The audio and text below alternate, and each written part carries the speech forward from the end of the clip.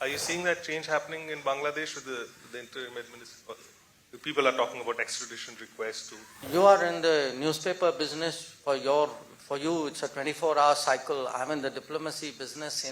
I'm prepared to wait at least a few months for anything to fructify. So I would not be in a hurry to call out situations. For the last 10 years, when we've been talking about neighborhood first, the entire exercise is about making sure that there are so many connections in so many domains which are so indispensable, which are so deep, which are so central to everybody's calculation, that the factors of volatility get relatively diminished.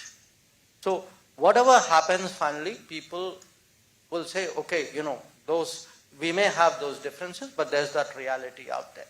And I think that's good for us. Are you seeing that change happening in Bangladesh with the interim administration? People are talking about extradition requests too. No, look, you are in the newspaper business. For you, it's a 24-hour cycle. I'm in the diplomacy business. For me, I'm prepared to wait at least a few months for anything to fructify. So, I think I would not be in a hurry to call out situations. And look, I'm not saying that to be evasive or diplomatic. I urge you to look, for example, at our relationship with Maldives last year.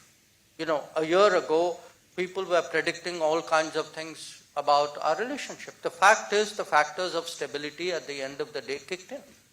Look, let me tell you one thing.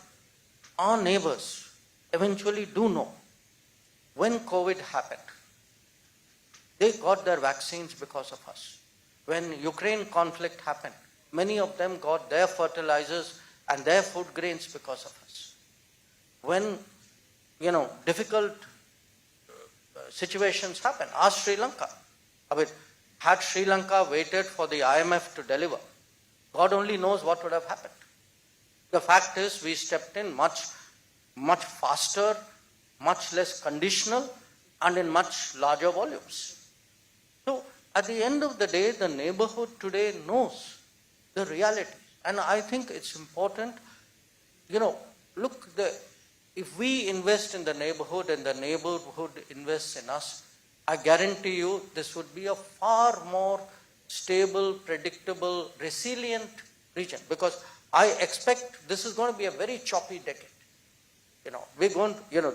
Because we have two big problems, don't think that's the end of it. We're still in the first half of the decade. So, if you are going to prepare for a very choppy existence, everybody is looking for ways of securing themselves. And these are ways of doing so. So, I think they value it as well.